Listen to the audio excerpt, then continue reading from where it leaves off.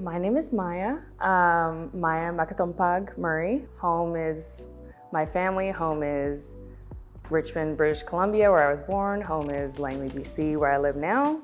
Home is my husband, Emerson Murray. Shout out to him. I am 28 years old. I'm a stunt performer and actress, and I played Dora Milaje in Black Panther, Wakanda Forever. So what made you get into being a stunt double? So it was my mother.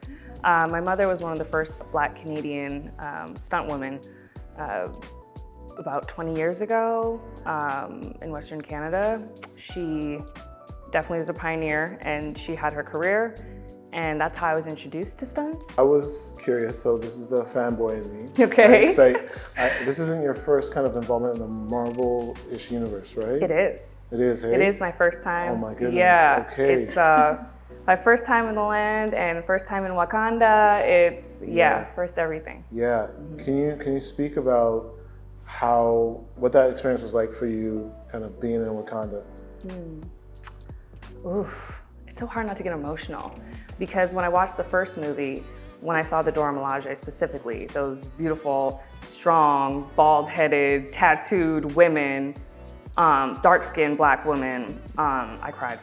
So to be a part of it to the magnitude that I was, and to do the whole run of the show, which was the entire movie, it was life-changing in all the ways, like not just from a career perspective, like just as a Black woman, and then to be able to portray a character that meant so much to me was kind of overwhelming. And then to shave my head for the first time for a project ever, and first time ever in general, was really transformative. I remember going into my first day for training rehearsal, and they asked me at lunchtime, "Hey Maya, do you want to shave your head?" I was like, "I thought you guys would at least give me a week." Oh, wow. And it was day one, and I walked into that trailer, and there was a hair and makeup team that was hair department specifically that was headed by a Black woman named Camille Friend, which already made me feel safe. And then those women prayed over me. You know, we had a moment, special moment, emotional moment before they, shaved my head, because they knew the importance of it. So to have that experience and that magnitude on that project was huge. Yeah, everything was huge. What was one of your biggest takeaways from the movie or working on set? From a career aspect, as a stunt performer and as an actor, it was just hard work and commitment, and really like doing the due diligence for your craft. Everything was excellence on that set, and that was the culture, and that was the culture that Chad set for everybody. That was a standard that was set before I came on the show.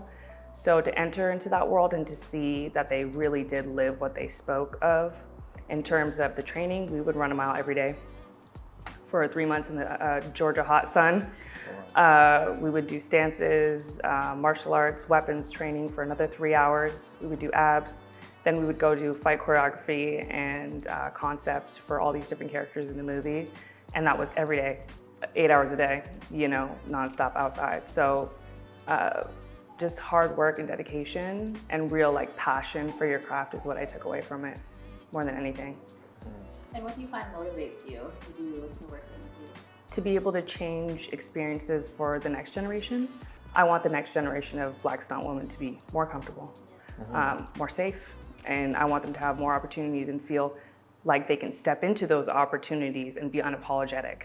I think it's a gift to be able to expect to be somewhere, and as long as you work hard.